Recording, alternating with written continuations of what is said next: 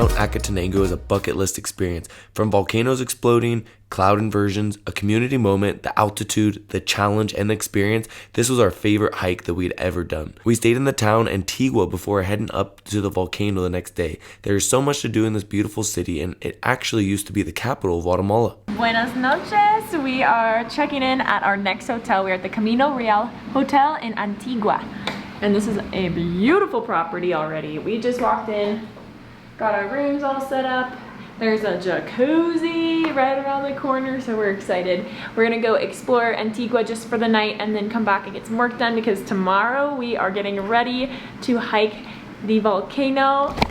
I'm really excited to hike the volcano. So yeah, we're gonna explore. Woohoo!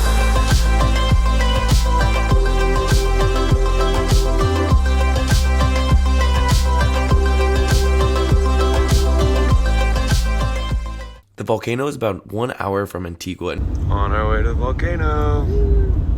We decided to book it with Kashem Adventures. You do not have to hike it with a guide, but it is highly recommended because it can be a little bit dangerous to hike up, and it is a confusing trail if you do not know the volcano. Shout out to Roberto. Hello, I am Roberto. I'm a guide of Kashem. Here we are in Guatemala, and I have 33 years going to the volcanoes, and about 17 years like a tourist guide here in the volcanoes. Welcome to Guatemala.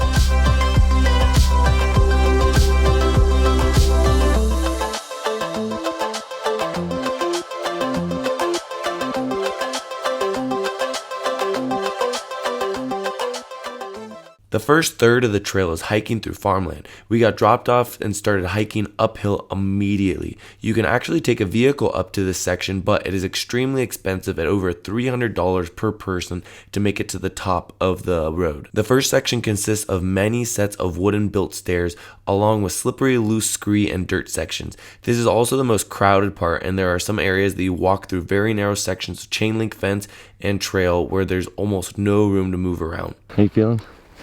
Ready for water. It's like up the whole time. Like G said, very, very steep.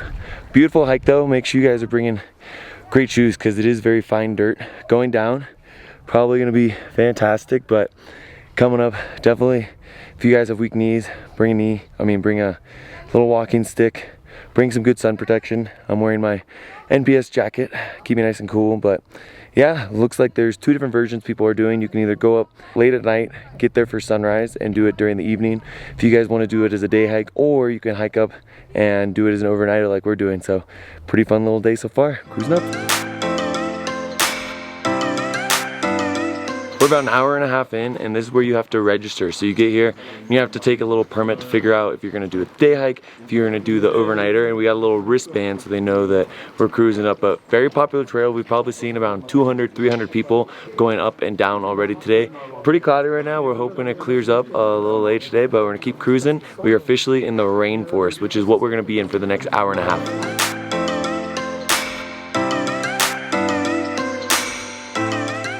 We're about an hour 45, 50 in. We are around 10,000 feet. Definitely feeling like that. We're in the rainforest now. It is gorgeous. That is one benefit of hiking up and staying up there, is when you're hiking up, you get to see the rainforest, you get to really experience it, listen to all the sounds of the birds. So it's a little bit more crowded during the day probably, but it is beautiful, beautiful hike. Gonna keep cruising a couple more hours, then have some lunch. We are officially out of the rainforest, and now we are into the pine section. Starting to clear up, tons of clouds, but blue skies above, so still cruising up, feeling good. Brought up some food, made ourselves some nice sandwiches. G is feeling rejuvenated, you know why? Where is it? Where is it?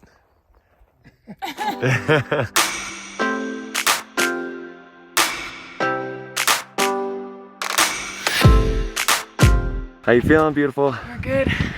Cruising. There goes our stuff. Roberto has been the best. Hola, bienvenidos.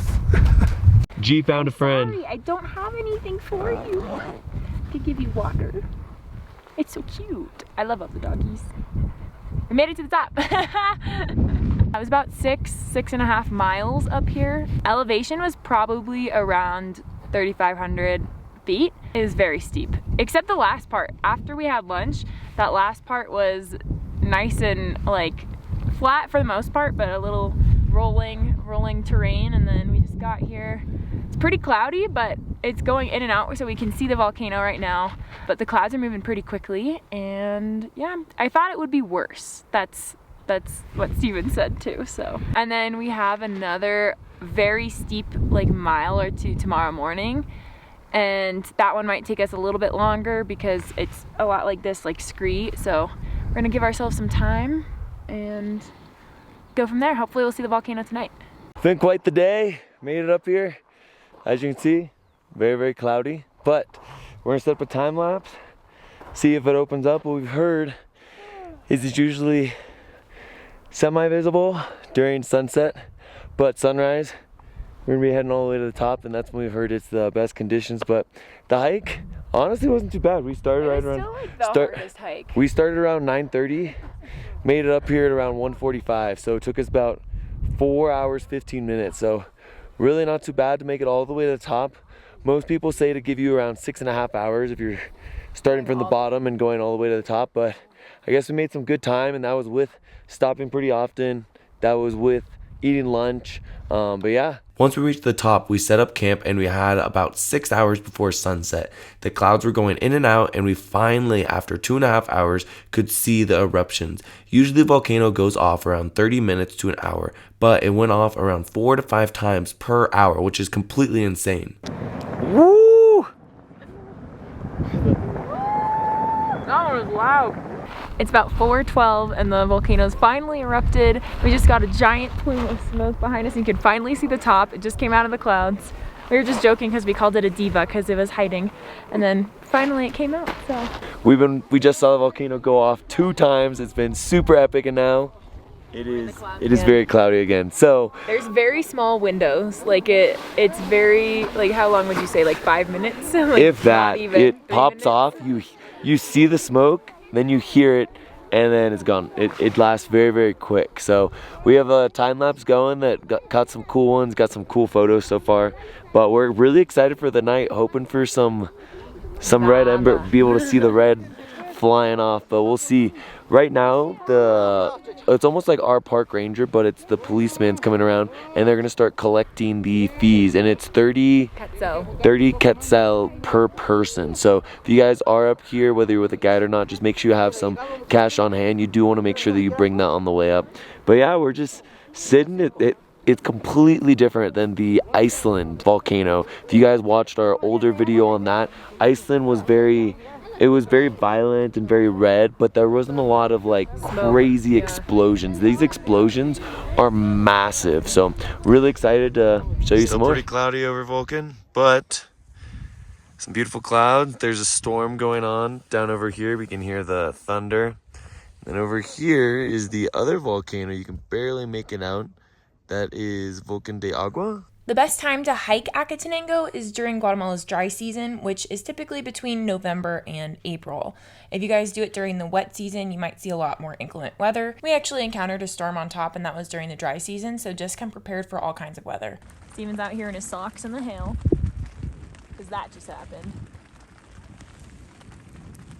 It is now raining on us, guys. It came out of nowhere. Like, the storm we heard was like super far away, and then the clouds are moving closer to us, and then out of nowhere it's like, is that rain? And everyone goes, ah! We're taking cover in our tent. But. Yeah, we had a time lapse going. All of our gear was out. Our guide's rain cover wasn't even on. It we was were like like, nice and go, sunny. go, go. Yeah, that was crazy. Anyway, we'll be in here for a little bit. Hope this doesn't last too long. It's a war zone in here. This ain't no California rain. Do you hear this?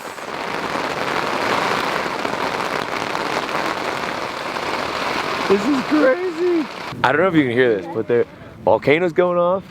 As you can see, like right now, there's thunder going on in the background. There's another volcano over here. So much going on.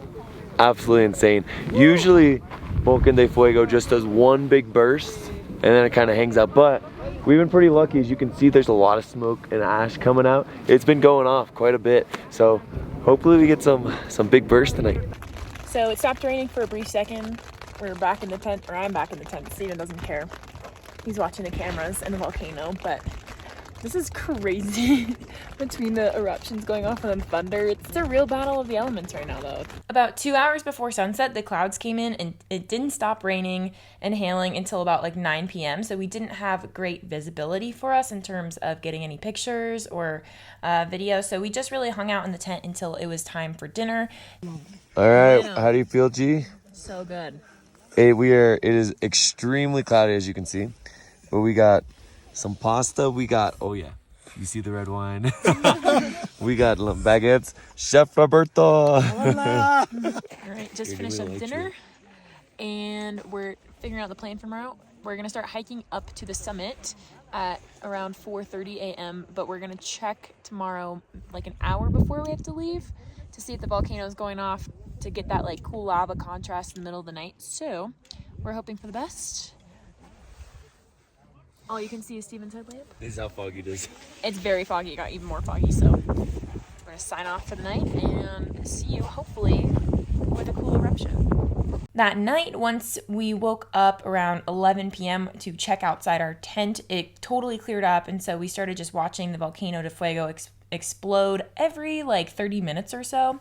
But it went off pretty randomly, and so trying to capture it with the perfect long exposure pic was a little challenging. So if you guys are coming there for photography to shoot the volcano, just make sure you have a tripod, a remote, and know that you're probably not going to get much sleep that night. We maybe slept about 2 hours the whole night between going in and out of napping and whatnot, just because you cannot predict when that volcano is going to go off. Guys, I think I just got the bucket list shot. We have another family that's like up and to the right, and the whole night they've been going, ah, and it's fantastic, because anytime it happens, we're like, ah. So it was super cloudy, as you saw, finally cleared up, super dark, but you can see the stars, see all the lights of the cities, and we finally got that long exposure. We got one a little overexposed, a little too tight for my liking. So we're gonna try and adjust it, see if we can make it even better, but we got the shot. Off we go. After shooting all night, we all got up around 4 a.m. and started the last 1,500 feet of elevation gain.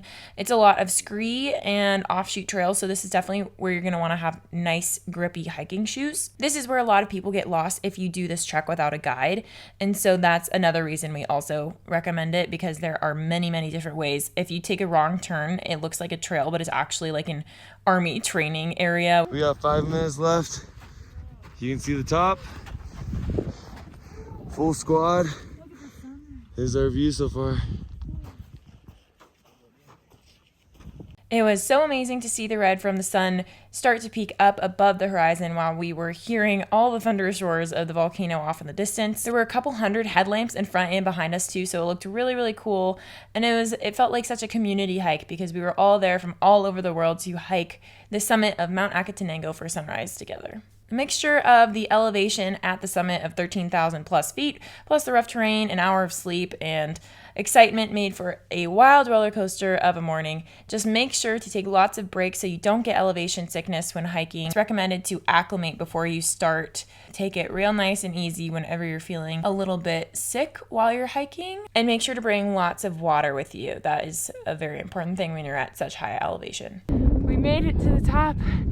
We can see a beautiful view of Agua, and then we have Fuego over here. And it took us about an hour-ish, like hour, 5 minutes to get up here. It's no joke. It's about 13,000 feet. So just give yourself lots of time to make it up this last part. There's a last steep section where you're along this ridge line. But wow, the view up here at sunrise is incredible.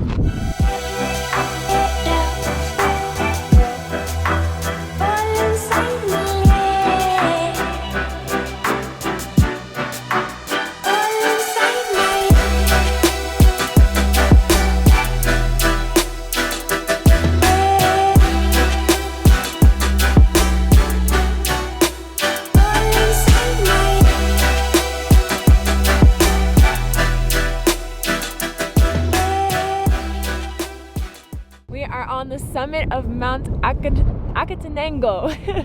And we are here with our guide Roberto. He's the best.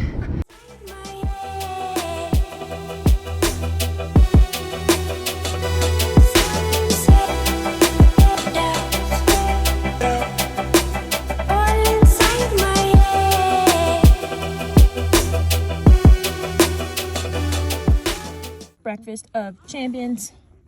We have coffee, waffles, orange juice, and a view. Oh, look at that.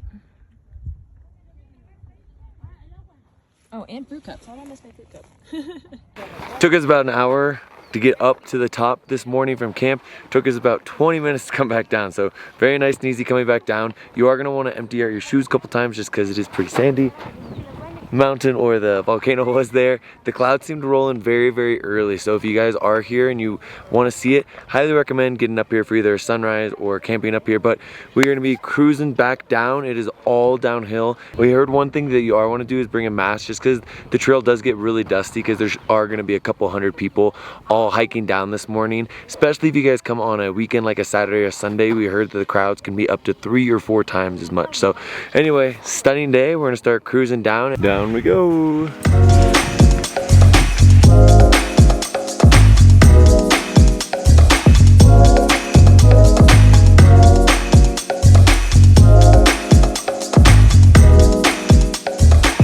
We officially made it back. Woohoo! It took us about an hour and 47 minutes to get back down from our campsite. So if you're adding on the extra hike we did this morning, it took about 2 hours-ish in total to get down. It took us about, if we're adding same thing this morning with yesterday, about 5 hours to get up. Yeah, so definitely a lot easier coming down. It's beautiful. We would recommend both ways, getting an early start. We left to hike up there around 9:30, didn't get stuck in too many crowds. On the way down, we left at around 8 a.m. to get down here and had 0 crowds at all. So if you guys are just started coming up. Yeah, so we would highly recommend doing it early just so you can avoid, like I was talking about earlier, the dust. But yeah, I think this takes the cake. We were comparing this to the Iceland volcano, and we both said this one was more epic. So you can sleep up there next to it. Like, how cool is that? It was insane. Anyway, thanks for watching. And if you guys like this video, make sure to give it a thumbs up and hit that subscribe button. And definitely go check out our lovely guide Roberto's guiding company if you guys are interested in doing this hike yourself. All right, we'll see you guys out there in the next adventure.